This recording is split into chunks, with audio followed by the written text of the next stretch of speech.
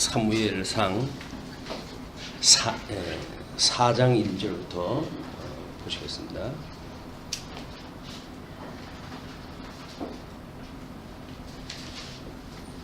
(4장 1절) 사무엘의 말이 온 이스라엘에 전파되니라.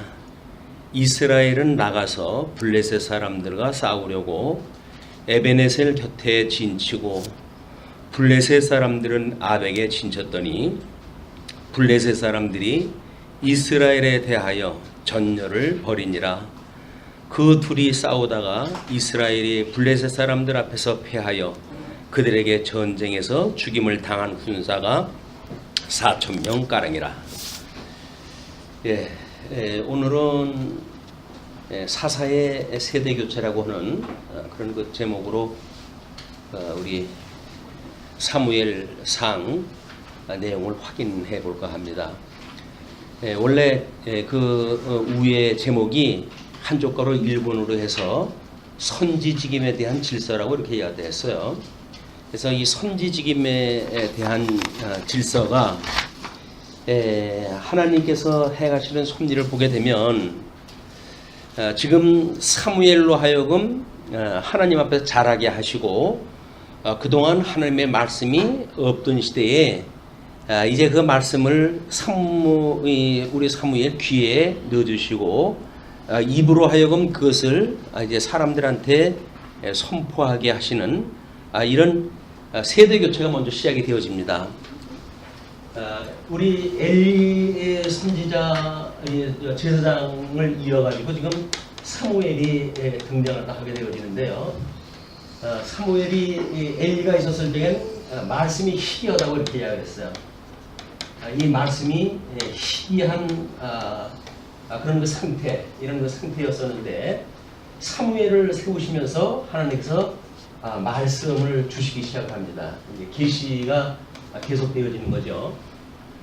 뭐 크게는 우리가 하나님의 말씀이 이제 중간기에 이르러가지고 뭐 400년 동안이나 사실은 말씀이 없어요. 그리고 우리 과거에 보게 되면 애굽에 들어가가지고 애굽에 400년 동안 종노릇을 갖다 할 때에 이때도 하나님의 말씀이 없던 상태예요. 이런 그 상태. 그래서 성경에서 가장 긴 시간이 애굽에서 400년, 그 다음에 구약 역사가 끝나고 400년. 물론 이제 우리 구약 역사에서는 70년이라고 하는 우리 이 바벨론에 유수되어진 사건이 있기도 하지만 이렇게 하나님의 말씀이 없던 시대에 태어나는 사람들은 하나님의 구원의 말씀이 없으니까 구원을 받을 수가 없잖아요. 우리 뭐 일본 같은 경우는 우리보다 훨씬 앞서가지고 복음이 증거되어졌는데 일본에는 유감스럽게도 그 기독교가 양쪽으로 발전이 되질 않습니다. 물론 신학적으로 해가지고는 뭐 이름 있는 신학자들도 있고 성경 주석도 뭐 여러 가지 나오고 그랬는데 근데 교회를 찾기가 어려워요. 근데 뭐 경제적으로 해가지고는 세계에서 부국이 돼가지고 모든 자기네 그 정책을 돈으로 해가지고 붙이는 데 아니에요. 그래가지고 심지어 한국의 어려운 그런 그 일들조차도 만약에 한국 편 들어주면 돈 지원 끊겠다. 이렇게 해가지고 하는 말종 그 국가. 아주 그 나쁜 그런 그 사람들이에요. 나쁜 사람들.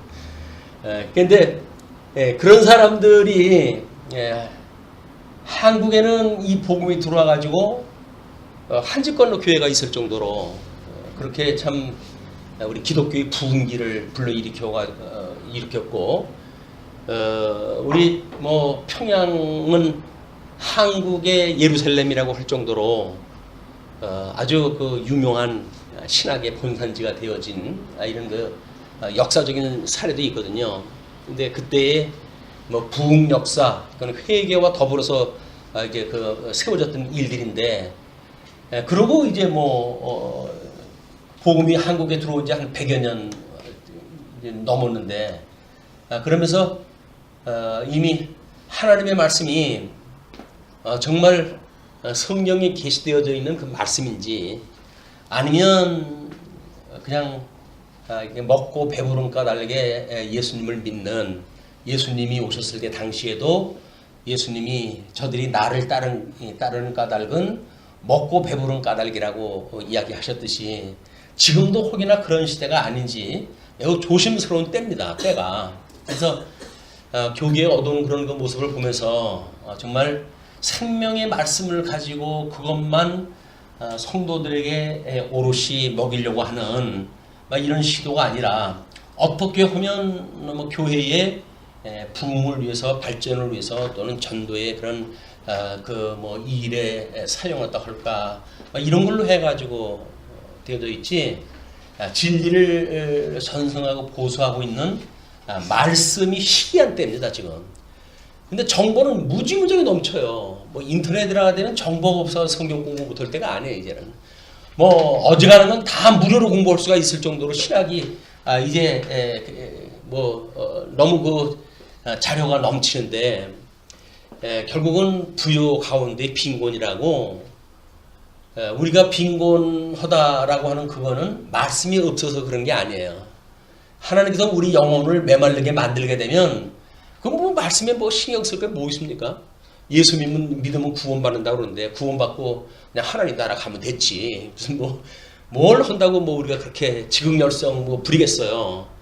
근데 어딜 뭘 하려고 하는 게 아니거든요. 우리가 이 예수님을 믿는다는 이야기는 생명의 우리들한테 그 근원이 되시기 때문에 그냥 그걸 신으로 살아가는 거예요. 우리가 예수님으로 말미암아 우리가 새로운 피조물이 되어졌습니다라고 하는 그걸 인정하며 살아가는 거지. 그럼 예수 믿는다고 해가지고 뭐 다른 거 하고 그러기 위해서 하는 게 아니거든요. 근데 우리는 하도 교회에서 뭘 하기 위한 목회를 하다가 보니까는 말씀보다는 뭘 하느냐, 기여도는 어떠하냐, 기여할 수 있는 형태는 어떠하냐, 이런 걸 가지고 성도의 자리매김을 하잖아요. 뭐 야고보서에도 나와져 있지만 비단 옷 입은 사람은 앞에 앉히고, 그리고 남노 입은 사람들 저 문간에 서 있으라고 이렇게 하고, 이 소위 교회라고 하는 데서 차별화가 되어지는 그런 그 문화였었거든요. 지금 마찬가지입니다. 성도들이 대형 교회에 그럴듯한 교회 다니게 되면 그 사람들의 자부심이 얼마나 대단한지 몰라요. 그 사람들의 말씀에 대한 자부심이 아니에요. 그냥 자기가 몸담고 있는 교회와 자기를 일치화시킴으로 해가지고 마치 자기의 신분 상승이 되는 것 같잖아요. 그 교회의 이론이 되어졌다는 것만 가지고 신분 상승이 되어지기 때문에 성도라고 하는 어떤 신분에 만족을 하지 못하고 그런 형식적 조건에 자기 신분의 어떤 그런 의미를 부여하고 이것이 아픈 현실이 아닌가 모릅니다. 그래서 이런 그 어두운 시대가 점점 도를 더해가고 있는데, 우리 사무엘이 하나님 앞에 부름을 받고 이제 선지자의 사역을 갖다 했을 때인데, 그렇기 때문에 사무엘의 말이 온 이스라엘에 전파가 돼요. 전파가 되어진다는 이야기는 뭔가 이 운동력이 시작이 되어지는 거죠. 이 운동력이 시작이 되었어요. 그 운동력이 뭐냐면 지금 블레셋의 종으로 살고 있는데도 불구하고 무기력하게 짝이 없는, 누가 와가지고 자기네들 통치를 했다 하면 어떻습니까? 블레셋이 통치해도 괜찮고 어머니 사람들이 와 통치를 했다 해도 그놈이더라 이렇게 되어지는 거예요. 이게 우리 대한민국이 외침을 갖다 하도 받아가지고 외침 받아가지고 윗대가리들만 바뀌는 거 아니에요? 와가지고 지네들 어떤 나라가 이제 쳐들어오게 되면 그 나라가 바뀌어가지고 그 사람들이 머리 노릇하고, 백성들이야 그저 배 골치 않고 먹고 살면 됐지, 사상이고 뭐고 상관이 뭐가 있겠어요? 이런 그 사람들이라고 한다면 여기에 과연 우리가 어떤 민족 의식을 불러일으킨다든가 이래서 우리의 정체성을 다시 한번 일으키는 그런 그 기회가 말씀의 운동력이 시작이 되어진 겁니다. 그러니까 그동안 무기력하게 있던 사람들이 뭐야 한번 싸워봐 이래가지고 전쟁이 일어났어요. 이건 이스라엘은 나가서 블레셋 사람들과 싸우려고 에베네셀 곁에 진을 치고 블레셋 사람들은 아벡에 진을 쳤어요 이제. 그럼 사실은 우리 그 지도를 나눠드렸는데 유명한 언약궤의 이동입니다. 그러면 지금 이 블레셋 전쟁이라고 하는 4장의 블레셋 전쟁은 이 블레셋과 전쟁인데 이 전쟁은 큰 틀로부터 뭔가 이 사건이 전개가 된 거 아니겠어요? 이 말씀의 운동력이 여기서 시작이 되어지니까. 그래서 우리는 사무엘 전체에 대한 거를 우리 우리 어떤 직임을 갖다 세우는 것으로 전체 제목을 잡아놨단 말이에요. 그럼 직임을 세우기 위해서 지금 전쟁이라고 한 걸 동원을 한 거거든요. 이건 전쟁이 목적도 아니고 전쟁이 그 자체만 가지고 우리가 성패를 말할 수가 없는 거예요. 그런데 우리 부분에 빠지다가 보게 되면 이 이스라엘 백성들의 아픈 현장을 우리가 목도하게 되어지고 그걸로 해가지고 우리는 어떻게 해서 망했는가? 그러면 우리는 어떻게 해야 망하지 않겠는가? 라고 한 우리들의 입장에서 성경을 보게 되어지는 거예요. 하나님은 하나님의 관점에서 선민국가를 이렇게 세워가실 때에 먼저 체제를 완성하게 하시고 그리고 그 체제 위에 주님의 몸된 하나님의 나라를 창건. 이제 이거는 지금 직임을 세우는 창건을 갖다 하기 위한 것인데, 근데 열왕기 역대기를 가게 되면 이 사건이 어떻게 됐든지 간에 이게 여로보암과 르호보암의 분쟁으로부터 시작되어집니다. 역사가. 그러면 도대체 뭐 이 과정 중에 사무엘에서 나오는 블레셋 전쟁에 막 그것이 뭐 대단한 거겠어요. 그렇지만 우리 전체적인 어떤 논리적인 입장에서 보게 되면 이 블레셋 전쟁으로 말미암는 지금 이제 법궤의 이동이에요. 이 법궤의 이동이 어떻게 분국이 되어지는가? 분국이 나라가 나뉘어지는 그 일에 이게 작동이 되어지는가의 이야기입니다. 그렇기 때문에 그 언약궤의 이동이라고 하는 왼쪽 검은 글씨가 잘 안 보이지만 요셉의 육족 장자권을 북쪽 이스라엘이라고 한다면 남쪽 유다의 영적 왕권, 이걸 남유다라고 이렇게 구분이 되어질 수가 있어요. 왜냐면 우리 이제 야곱이 12아들에게 복을 주는데 요셉이라고 하는 그 아들을 두 몫을 주죠. 그것이 우리 그 장자가 아님에도 불구하고 두 몫을 준다는 이야기는 사실은 이미 이 요셉이라고 하는 사람한테 두 몫을 줬기 때문에 장자권이 부여된 거예요, 이게. 그러나 이제 그 유다는 뭐 왕의 끊이지 않겠다라고 하는 그런 예언에 의해 가지고 한 집안만 그냥 운영이 되어지는 거예요. 그래서 야곱의 그 약속이라고 했던 그 창세기에 나와져 있던 이 약속, 또는 뭐 신명기에 나와서 있던 그 약속도 마찬가지입니다만은 이런 걸로 인해 가지고 하나님이 분국을 갖다 해서 이제 북쪽 이스라엘과 이 남쪽 유다라고 하는 이게 이제 분국이 되어 있단 말이에요.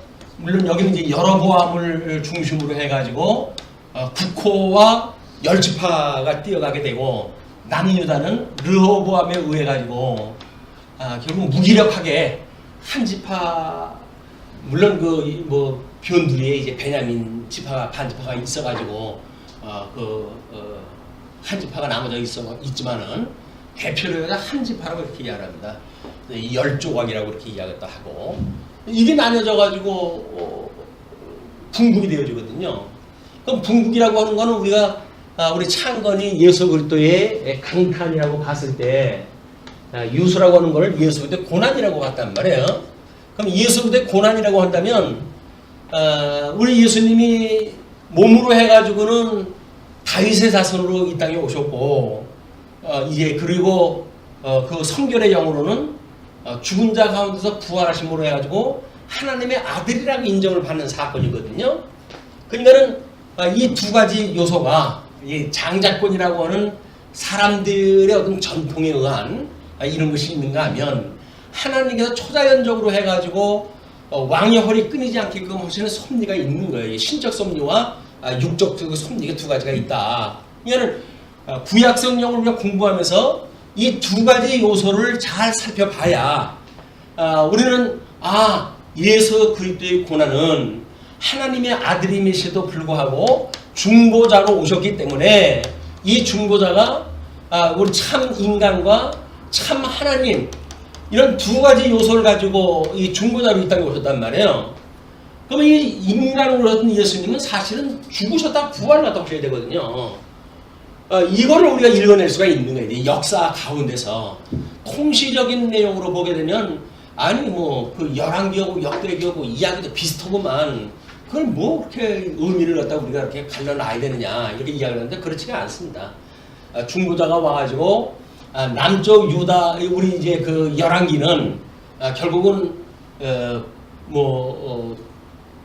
우리의 이런 이제 그 창건 북북 이제 그리고 역대기에서 유수가 오잖아요. 역대기에서 유수 열왕기에서 이런 그 고난사가 이제 있게 되어진단 말이에요.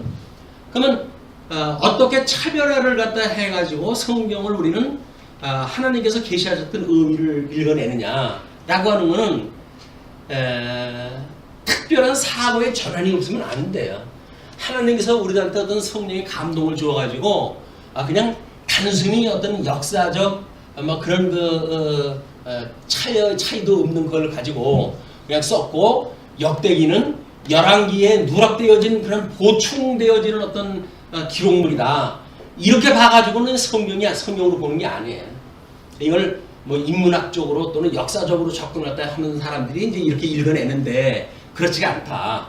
구약성경 전체는 예수 그리스도의 강탄과 고난과 죽으심과 부활이라고 하는 이 죽으심과 부활 이것이 이제 우리 역사서에서 이야기하고 있는 에스라에서부터 느헤미야, 에스더까지의 이야기입니다.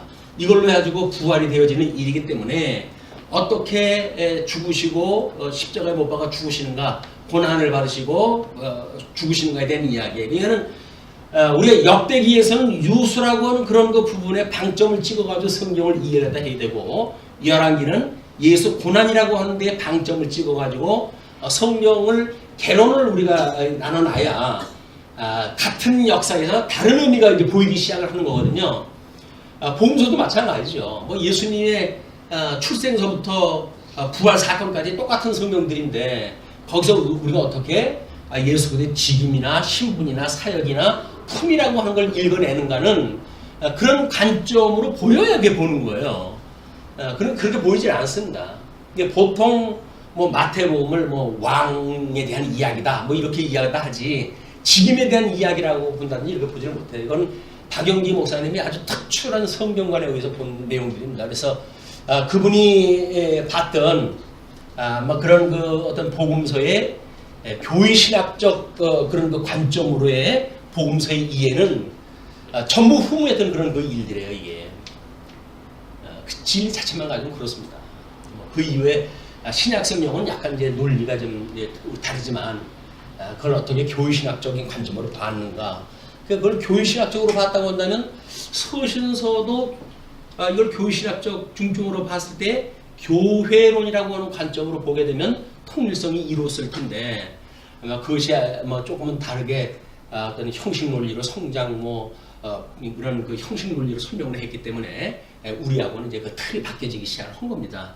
그래서 우리 같은 역사 속에 있는 내용들을 어떻게 우리가 읽어낼까는 뭐 우리가 선택할 수도 없는 거예요.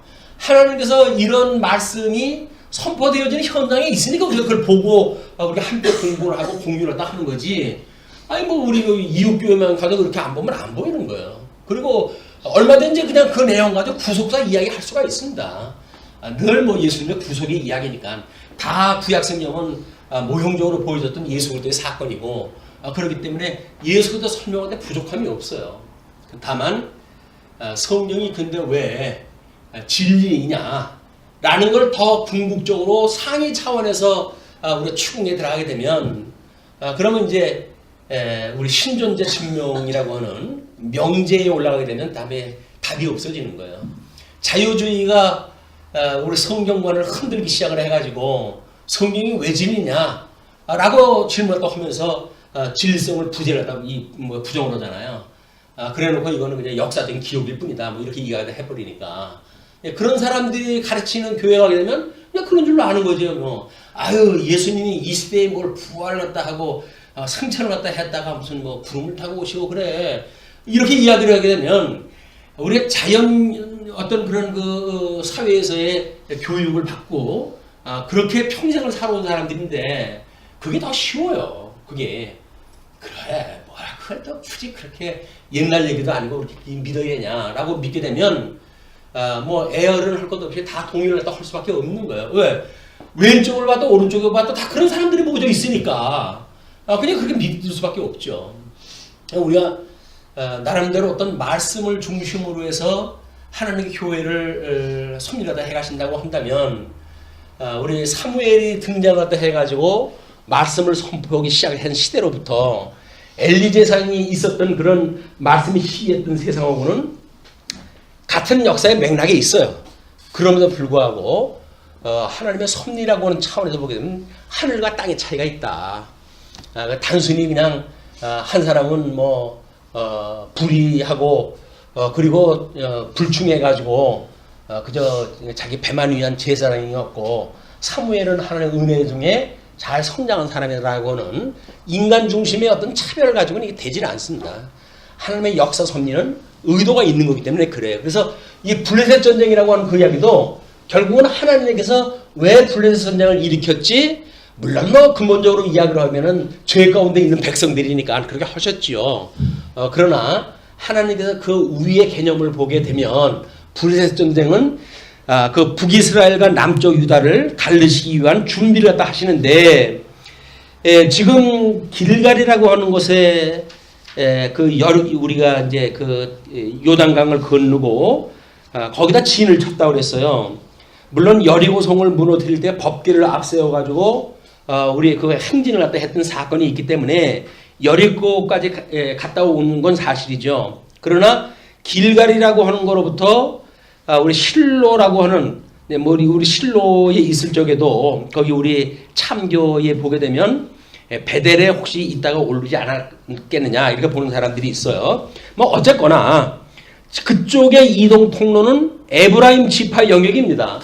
여호수아서 16장 5절로 8절에서 이야기했듯이 에브라임 지파의 영역을 지금 통해 가지고 법궤가 전쟁이라고 하는 거에 동원이 돼 가지고 지금 이동이 되어지고 있는 거예요. 그러면 그 전쟁의 결과에 의해서 그 법궤는 어디로 가는가? 결론적으로 보게 되면 그것이 유다 지파 지역으로 그건 여호수아 15장 1절로 13절까지 구분이 되어져 있는데 유다 지파 영역으로 하나님이 법궤를 옮기셨어요. 인간의 힘으로 해가지고 전쟁에 이기고자 해가지고 길갈에 있던 법궤를 인간들이 끌고 갔다고 한다면 그걸 하나님께서 다곤 신상 앞에서 기적적인 그 역사를 통해 가지고 그 사람들이 도저히 인간의 상식으로는 설명할 수 없는 그런 방식으로 해가지고 법궤가 이스라엘 진영으로 넘어와요. 이거는 동물학적인 입장에서 보게 되면 확률이 일어날 수가 없는 확률입니다. 새끼를 낳은 그 어미 소가 새끼들이 울음을 갖다 뒤로 하고 전혀 다른 지역으로 간다는 건 있을 수가 없어요. 생리학적으로 있을 수가 없는 동물학적으로. 근데 그런 기적적인 사건을 통해 가지고 법궤가 이스라엘 진영으로 들어와요. 근데 이스라엘 진영으로 오는데 뭐 총체적으로 보면 이스라엘로 온 거죠. 이스라엘에서 블레셋으로 넘어갔다가 블레셋에서 다시 이스라엘로 넘어온 거지만 그걸 나누어 보게 되면 가게 되어진 거는 법궤가 간 거는 북쪽 지역으로 해가지고 인간이 끌고 갔고 그 다음에 이거에서 다시 돌아올 적에는 하나님에 의해 가지고 결국은 남유다를 이 유다에 우리 법궤가 이동되어진 법궤 스스로의 이동 경로만 보고 봤을 때 이게 블레셋 전쟁의 의미라는 겁니다. 블레셋 전쟁이라고 하는 단순한 전쟁사가 아니라 이거는 법궤를 이동하게 되어짐으로 해가지고 하나님의 섭리하시는 추가 어디로 이제 기울기 시작했는가 그걸 볼 때 남유다 쪽으로 하나님의 섭리의 기준이 옮기기 시작을 한 거예요. 예, 그런 그 하나님의 섭리가 어느 쪽으로 지금 흘러가고 있는가라고 읽어내는 것이 시대를 분별하는 일입니다. 그것이 뭐 단순하게 그저 뭐 나의 유익을 위해 가지고 이러고 저러고 그건 아무런 의미가 없어요. 나의 유익하고 뭔 상관이 있어요? 하나님이 왜 그런 역사를 다 해가는가가 중요하지. 인간 중심으로 해가지고 이러고 저러고 하는 그거는 별로 의미가 없다. 근데 우리는 협의적으로 인간이 어차피 생각이 좁으니까 내 입장에서 이해관계가 어떠냐라고 이걸 볼 수밖에 없는 거거든요. 그러나 하나님께서 해가시는 일은 분명히 큰 이런 통시적인 관점에서의 이런 그 섭리의 추가 변해가고 있는 거예요. 그걸 읽어내는 일이 성경을 우리가 읽는 이유입니다. 성경을 그냥 뭐 한 장을 한 권을 뭐 1독을 했니 2독을 했니 그 아무런 의미가 없어요. 과연 어떤 중심을 가지고 말씀이 어떻게 지금 진행이 되어지고 있는지 이런 걸 읽어내는 것이 이제 중요한데 왜냐면 하나님의 뜻을 알게 되어지는 거니까 지금 이 법계 이동이라고 하는 것을 블레셋 전쟁사의 중심으로 놓기 위해 가지고 이걸 프로젝트로 보여드리면 될까 싶어서 봤더니 글씨가 적어가지고 글씨가 잘 보이질 않아요. 예, 확대도 잘 안 되고 뭐 그렇게 해가지고 급히 프린트를 갖다 했습니다. 그래서 참고라도 하셔가지고 아주 중요한 그런 그 요소들이에요. 그거를 시편 기자의 글을 잠시 빌려보게 되면 시편 78편 60절서부터 72절까지 뭐 그 앞서부터 진행되어진 일이지만 그 핵심을 보게 되면 기이한 그런 그 표현을 갖다 했어요. 사람 가운데 세우신 장막 곧 실로의 장막을 떠나시고 또 요셉의 장막을 버리시며 에브라임 지파를 택하지 아니하시고 오직 유다 지파와 그의 사랑하시는 시온산을 택하시며 또 그의 종 다윗을 택하시되 양의 우리에서 취하시며 전장을 지키는 중에서 그들을 이끌어내사 그의 백성 야곱 그의 소유인 이스라엘을 기르게 하셨더니 이에 그가 그들을 자기 마음의 완전함으로 기르시고 그의 손에 능숙함으로 그들을 지도하였도다. 이 하나님의 섭리에 이게 전체가 이런 거를 우리가 읽어내는 일이 매우 중요합니다. 그렇기 때문에 지금 그 사정의 그 1절 2절 블레셋과의 전투 패배라고 이야기를 아까 했지만 그것이 다음에 보게 되면 이제 인간의 사악함이 드러나기 시작을 하는 거예요. 3절로 4절 법궤를 앞세우고 전쟁에 나가게 되어집니다. 우리가 오전에도 이야기를 했지만 이 말씀이라고 하는 그 이야기는 우리가 끊임없이 이걸 기능적으로 이해하는가 아니면 계시로 이해하는가가 우리 이 말씀을 대하는 우리의 태도예요. 그러면 계시로 이해한다는 이야기는 뭡니까? 하나님의 일을 우리가 보는 거 아니에요. 하나님께서 이렇게 해가시네 라고 해서 하나님이 하시는 그 일을 보고 이분의 사역을 통해 가지고 우리 존재하심을 믿고 그래서 이분을 경외하는 우리 인생의 도리까지 하게 되어지는 것이 계시 중심의 역사란 말이에요. 근데 기능 중심은 우리 큐티로 해가지고 어떻게 하루를 경건하게 살 것인가 라고 해가지고 성경 한 구절을 붙들고 하루 종일 산다 이렇게 하는 일은 과연 하나님의 사역을 우리가 이해하는데 얼마나 기여할까. 우리가 그걸 늘 노심초사 그게 붙들고 살아가니까 우리 스스로 조심하고 그렇게 할 수는 있겠죠. 그러나 인간이 조심해가지고 만들어지는 이 경건이라고 하는 것은 모양만 있을 뿐이지 사실은 능력이 없는 거예요. 그러나 하나님께서 이 계시로 주어졌던 이거에는 하나님의 능력이 드러나는 겁니다. 이 하나님의 능력이 우리들로 하여금 세상을 향하고 있는 우리들의 마음을 하나님께로 향하게 하고 하나님만을 찬양하게 하신다는 거거든요. 이게 죽었던 자를 살리시는 것도 능력이지만 끊임없이 성화의 기간 동안 그로 하여금 떨어지지 아니하고 하나님의 붙들려 있게 하시는 이거야말로 하나님이 주시는 능력이에요. 권능이에요.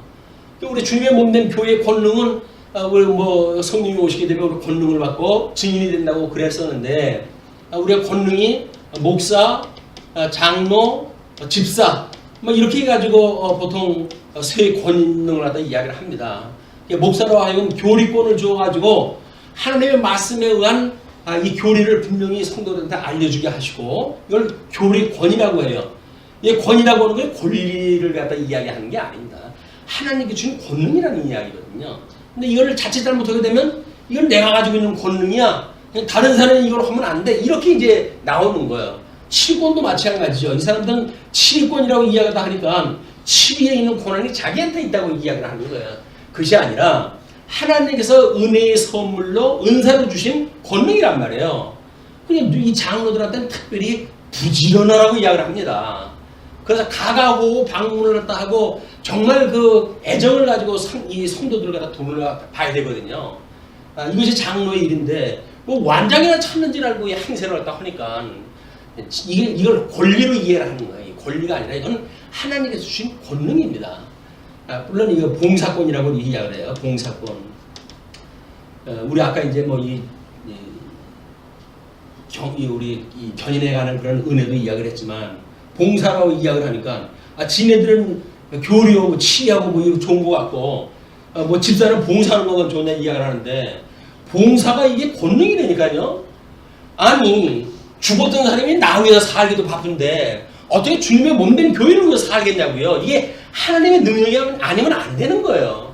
근데 우리는 이걸 만만하게 보는 거야. 내가 호구냐, 뭐 내가 보험이냐, 내가 왜 날마다 이거 치닥거리라도 하고 마냐 이렇게 이야기를 하는데, 아니 누굴 위해서 합니까? 이게 주를 위해서 하는 일이지. 이런 오해가 만들어지게 되면 집사가 아니라 잡사가 되고 많은 거예요 이게. 그래가지고 뭐 행세하려고 나서가지고 뭐 하고 이게 우리 이 목회에 대한 오해가 잘못되어져 있는 이 신앙으로부터 이게 만들어지는 일입니다. 어떻게 우리가 하나님의 말씀을 계시로 이해할 것인가? 끊임없이 살아계신 하나님이 우리에게 무엇을 알려주시기 위해서 이렇게 이야기를 했지? 신지식에 우리가 이걸 이제 이르도록 되어야 되는데 신지식이 아니라 어떻게 하면 써먹기 좋지라고는 인간지식 이걸로 해가지고 이걸 쓰는 거예요. 뭐 교회에 건축을 한다고 한다면 어떤 말씀을 인용하면 좋을까요? 그럼 뭐 성경에 얼마든지 성전 짓는 일이 있는데 뭐 그거 갖다가 성경 말씀 가지고 강론하는 거예요. 그건 뭐라는 이야기예요? 돈 내라는 이야기, 돈 내라는 이야기. 그리고 집 짓자는 이야기예요. 뭐 우리 한국 교회에 대해서 유명한 그 일화가 있잖아요.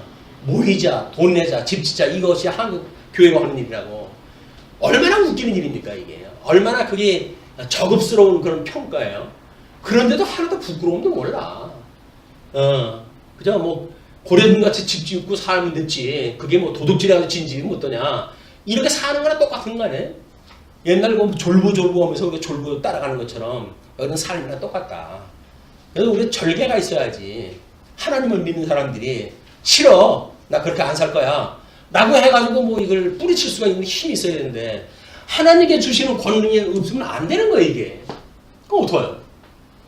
뭐 목구멍이 포도청이라고 먹고 살아야 되니까 그렇게 해가지고 일이 되면 이미 그는 전부 기능주의로 빠져버린 거예요. 기능주의로 빠져버린 거예요. 그리고 뭐 교회에서는 또 뭐 목사 일꾼 하나 쓰듯이 데려다가 살이 얼마 줄 테니까 헐래 말래 이렇게 해가지고 한다고 한다면 그건 이미 싹수가 노란 거예요 이게. 가르친다고 함께 더불어 좋은 곳으로 함께라고 그러는데 겨우 그런 식으로 해가지고 이런 뭐 이게 주어진 어떤 이 권능을 갖다 이해한다? 말도 안 되는 겁니다 이게. 근데 그런 게 뭐 팽배 있잖아요 이게. 이게 팽배 있는 교회의 그 상황이 뭐 아까 오전은 예수님 오셨을 때 상황이 그랬고 이스라엘 현재 상황이 그런 거야. 마태복음을 들어간다 그러는데 어떻게 똑같이 또 사무엘상을 들어가게 돼가지고 짐에 대한 문제가 같이 이게 어울리는지 이것도 참 희한해요. 그래서 오전 오후 같은 이야기를 해가지고 뭐 오전 공부하시고 바쁘신 분들은 그냥 가시고 그리고 보충 수업으로 우리가 이제 2분을 갖다 듣는 식으로 해가지고 지금 사무엘상을 공부하게 되어지는데 하나님이 주시는 은혜라고 보여집니다. 이것도 뭐 그냥 아무 이유 없이 그렇게 해가지는 않겠다고 보여지고. 자 그런데 4천 명씩이나 죽었어요. 끔찍한 그런 일이 벌어졌는데 그러자 백성이 진영으로 돌아오매 이스라엘 장로들이 장로라고 하는 제일 그 윗어른들이라는 이야기죠. 여호와께서 어찌하여 우리에게 오늘 블레셋 사람들 앞에 패하게 하셨는고 여호와의 언약궤를 실로에서 우리에게로 가져다가 우리 중에 있게 하여 그것으로 우리를 우리 원수들의 손에서 구원하게 하자 하니.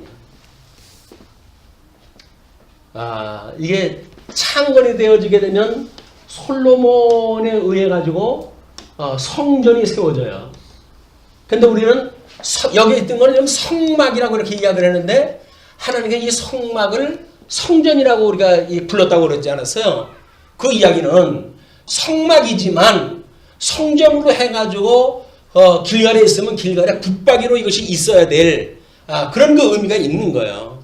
그런데 여전히 우리 가설 건물로 되어져 있고 언제든지 벗겨 옮길 수 있고 이렇게 되어져 있기 때문에 마치 시내산에서 움직일 때처럼 그래서 법궤를 이제 끌어내 가지고 자기네들 그 진중에 있게 하자 이런 그 수를 쓰게 되어진 거예요. 그것으로 우리를 우리 원수들의 손에서 구원하게 하자 하니 이에 백성이 실로의 사람을 보내어 그룹 사이에 계신 망군의 여호와의 언약궤를 거기서 가져왔고, 그룹 사이에 계신 망군의 여호와의 언약궤라고 하는 그 이야기는 실체적인 모습이 아니죠. 실체적인 모습이 아니에요. 지성소에 보게 되면 문양이 거기에 이 그룹으로 해가지고 문양이 있고, 그리고 휘장을 열게 되면 법궤 위에 시은소가 이미 그런 그 형상을 가지고 있는 그런 모습으로 되어져 있기 때문에 그걸 가져왔다는 이야기입니다. 그러면서 그 그룹 사이에 계신 망군의 여호와의 언약궤를 거기서 가져왔고, 엘리의 두 아들 홈니와 비느하스는 하나님의 언약궤와 함께 거기에 있었더라. 아니 뭐 제사장 역할을 갖다 했던 인간이 거기 있어야지. 거기서 재물을 갖다 우습게 여기고 하나님의 성전을 갖다 우습게 여기는 인간이 거기 와 있어서 모른다고요. 웃겨요, 자주간. 야, 뭐 사람의 눈에 봤을 땐 그래 제사장이니까 제사장 딱지 붙이고 있으니까 제사장이라고 인정을 또 해가지고 언약궤와 함께 있게 갖다 했어요.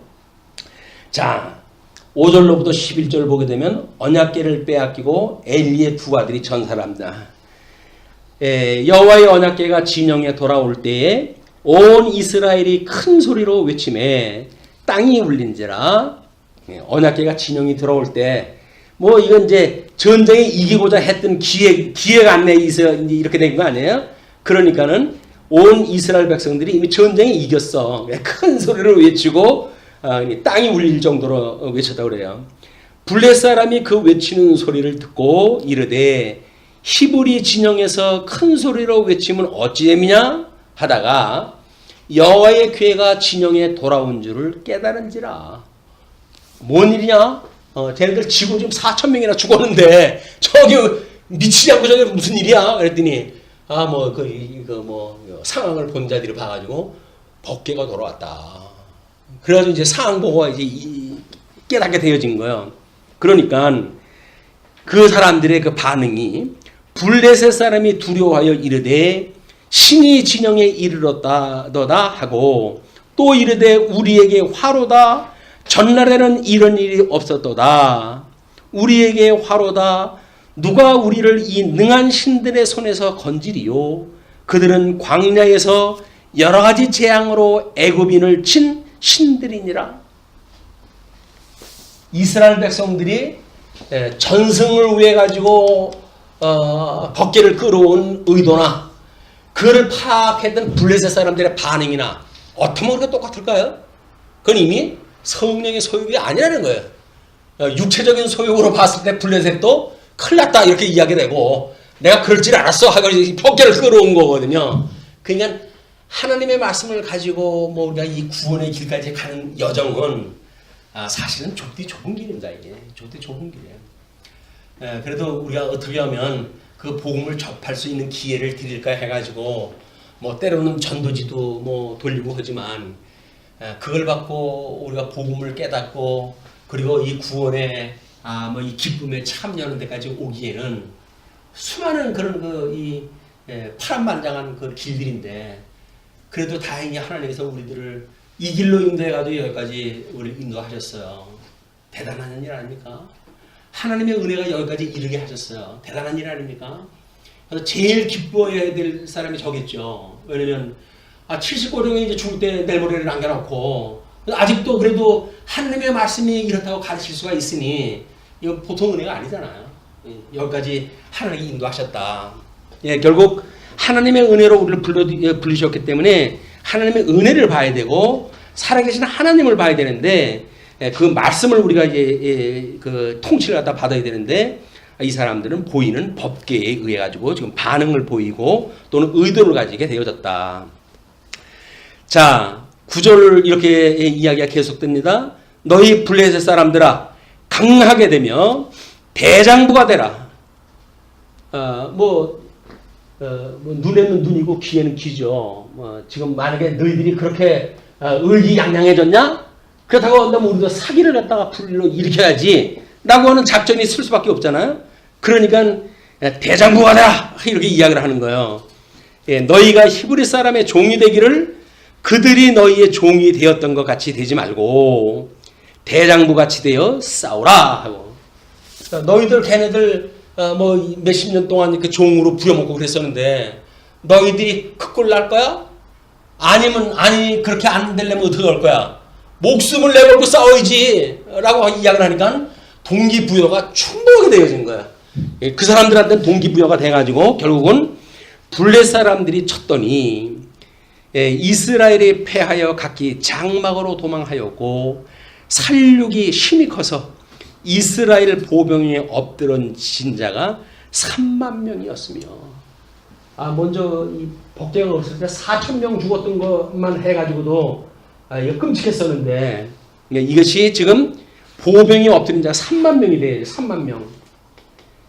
여전히 거의 8배가 되어진 거 아닙니까? 아마 7배라고는 완전한 그 배수를 갖다 이야기한 정도가 아닌가 싶어요. 4천이라고 하는 땅에 충만한 그런 그 숫자를 하나님께서 7배나 되어지는 사람을 넘어지게 했던 장면이 바로 이스라엘 보병에 엎드러진 자가 3만 명이라고 하는 숫자로 우리한테 보여줍니다. 네, 하나님의 기회는 빼앗겼고 그 애지중지하던 이 기회를 빼앗겼어요.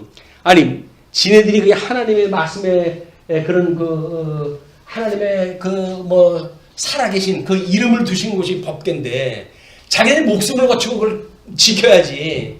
그걸 내팽개치고 지네들 도망가요. 이게 인간인 거예요. 성화의 단계 우리가 인간의 힘으로 성화의 단계를 살 수 있다고요? 천만의 말씀입니다. 우리는 파란만장한 우리 이 성화의 단계도 끊임없는 예수 그리스도의 구속의 은혜가 아니면 안 되는 거예요. 우리를 온전케 하신 예수 그들을 바라보고 성화의 단계를 지나가야 되는 일이기 때문에 죽었던 우리를 살리셨다. 우리 주님께서 우리를 죽었던 우리를 살리셨어. 그렇다고 한다면 이 사망 권세가 있다 할지라도 우리를 성령의 소욕에 붙들림을 받는 삶을 주님께서 살게 하실 수가 있다고 믿는 거 아니에요?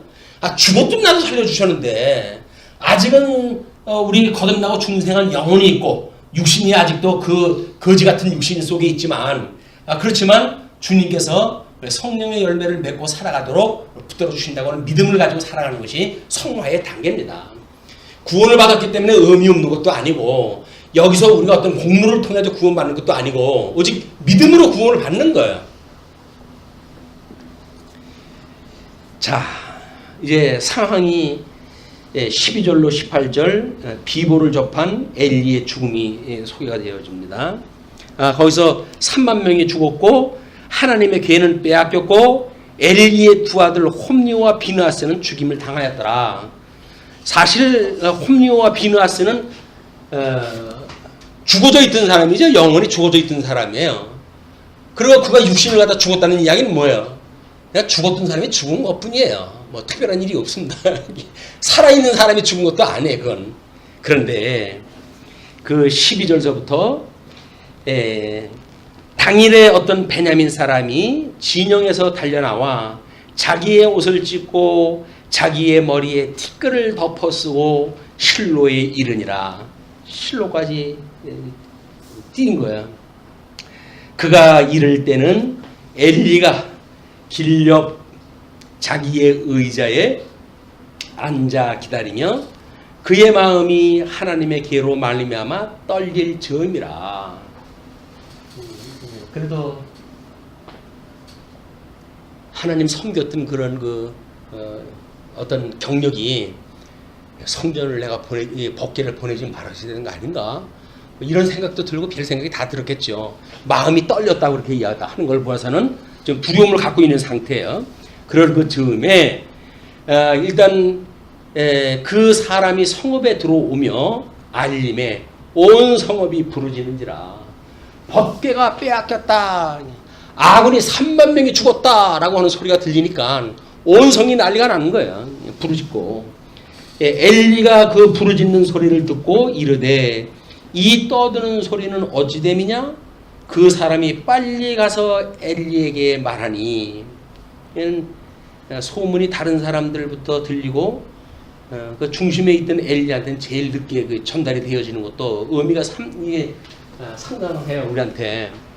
우리가 성경을 연구하는 자들이 기능적으로 성경을 이해하기 시작을 하게 되면 더 감을 못 잡아요. 근데 오히려 변방에 있고 말씀이 멀어가지고 정말 그 말씀이 그리워 있는 사람들, 세례 요한한테 세례를 받고자 하고 싶은 마음이 있는 사람들, 이런 사람들한테 먼저 그 말씀이 들린다는 이야기는 시사하는 바가 큽니다. 정말 우리 왜 사도 세례 요한은 예루살렘 중심으로 해서 신앙생활을 하지 않고 광야에서 했는가? 광야라 해가지고 사람 없는 데가 아닙니다. 사람 없는 데서 뭐 회개하라, 하나님 나라 천국에 가까웠다 선언할 게 뭐가 있겠어요? 거기 이미 6개의 도시가 있고 도시에 연접되어 있는 마을들이 있었기 때문에 사람들은 뭐 도시만 하지 못하지만 아직도 사람들이 있어가지고 그들에게 복음을 증거할 수 있던 시기예요. 거기가 지역이. 그래서 거기에서 지금 그 세례 요한은 복음을 갖다 증거했기 때문에 사람이 있는 데서 복음을 증거합니다. 네, 이 사람이 엘리에게 말하되 나는 진중에서 나온 자라 내가 오늘 진중에서 도망하여 왔나이다. 자, 엘리가 제일 궁금할 게 뭘까요? 엘리가 이르되 내 아들아 일이 어떻게 되었느냐? 소식을 전하는 자가 대답하여 이르되 이스라엘이 블레셋 사람들 앞에서 도망하였고 백성 중에는 큰 살육이 있었고 당신의 두 아들 홈니와 비느하스도 죽임을 당하였고 하나님의 괴는 뺏겼나이다. 하나도 남을 게 아무것도 없어요. 근데 다 이제 이렇게 혼비백산이 돼가지고, 자 그러면서 하나님의 괴를 말할 때에 우리 엘리가 자기 의자에서 뒤로 넘어져 문 곁에서 목이 부러져 죽었으니, 죽은 이유를 이렇게 이야기를 합니다. 나이가 많고 비대한 까닭이라. 어떤 영적인 고통으로 해가지고 죽은 것도 아니고 비대해가지고 그냥 나이가 많고 비대한 까닭에 뒤로 넘어가지고 목이 꺾여가지고 죽었대요. 그가 이스라엘의 사사가 된 지 40년이었더라. 그래서 우리가 오랜 시간, 우리의 이 신부라고 하는 그 이야기는 성도라고 이야기를 했잖아요. 직임이라고 하는 그 이야기는 뭡니까? 이 직임이 뭐 우리 가지고 있는 나름대로 집사냐 목사냐 장로냐 뭐 이런 그 직임일 거란 말이에요. 우리 이 직임적 명칭이라고 했을 때 세례 요한은 세례 요한이라고 이렇게 구분했다 해가지고 이름을 지었어요. 왜? 요한이라고 하는 사람이 많았고 거기에 직능적 이런 그 직임을 가지고 있는 능력, 직능적 명칭으로 해가지고 세례 요한이라고 이름을 지었다. 우리 출생을 갖다 하면 지어주는 이름이 있고, 그리고 할례를 받을 때 지어주는 이름이 있어요. 그리고 이렇게 직능을 가지고 있을 때 직능적 이름을 갖다 주는 것이 있는데, 세례 요한은 앞에 세례라고 하는 이름을 붙이는 직능적 이름을 가지고 있었다. 그런데 40년 동안 살아온 거예요. 40년. 이 사역을 갖다 해올 때 우리가 하나님의 그 말씀으로 인해 가지고 신분과 직임을 두 가지를 다 가지고 있는데 이 직능적 사명을 가지고 있는 시간이 긴 것이 과연 좋을까? 이게 위험한 요소가 있다고 보여져요. 그래서 이걸 우리가 나름대로 뭐 정년제를 주기도 하고 해가지고 주게 되어지는데 그걸 뭐 제도적으로 주면 모릅니까? 버티면 버티는 거고. 근데 그런 게 결국은 끝을 보게 돼요. 끝을 보게 돼. 아주 나쁜 끝을 보게 돼요. 그래서 하나님께서 우리한테 직임을 주면은 정말 직임을 잘 수행을 하다 하고 우리가 정리가 되어지는 일이 하나님께 또 다른 은혜다. 뭐 또 그것이 끝나게 되면 다른 또 일을 갖다 하나님께 맡기시겠죠. 예, 그런 일을 갖다 우리가 보는 일이 매우 중요한 일이다. 예, 그러고 끝으로 19절로부터 22절 보시게 되면 엘리 며느리의 죽음이 소개가 되어집니다. 그의 며느리인 비느하스의 아내가 임신하여 해산 때가 가까웠더니 하나님의 괴를 빼앗긴 것과 그의 시아버지와 남편이 죽은 소식을 듣고 갑자기 아파서 몸을 굽으려 해산하고 죽어갈 때에 곁에 서 있던 여인들이 그에게 이르되 두려워하지 말라. 내가 아들을 낳았다 하되 그가 대답하지도 아니하며 관념하지도 아니하고 이르기를 영광이 이스라엘에서 떠났다 하고 아이 이름을 이가봇이라 하였으니 하나님의 괴가 빼앗겼고 그의 시아버지와 남편이 죽었기 때문이며 또 이르기를 하나님의 괴를 빼앗겼으므로 영광이 이스라엘에서 떠났다 하였더라. 우리 법궤는 하나님의 이름을 둔 곳이라고 그랬죠. 하나님의 그 말씀이 십계명이라고 하는 하나님의 뜻이 있는 곳이기도 합니다. 영적 예배를 드린다는 그 의미는 뭘까요? 결국은 하나님의 그 계명을 통해 가지고 끊임없이 위로는 하나님을 사랑하고 이웃을 자기가 몸같이 사랑하시기 위해서 십자가에 돌아가셨던 예수 그리스도의 사랑, 그 사랑을 깨닫고 그 예수 그리스도의 사랑을 우리가 시행을 또 하면서 살아가게 되어지는 것이 성도의 삶이라고 보여집니다. 그래서 뭐 별일을 했다 하면 모릅니까? 그리스도 안에서 사랑하며 사랑의 수고로 우리 하나님의 칭찬받는 우리들의 이런 직능적 사역이 되기를 빌면서 말씀 드리겠습니다. 기도하시죠.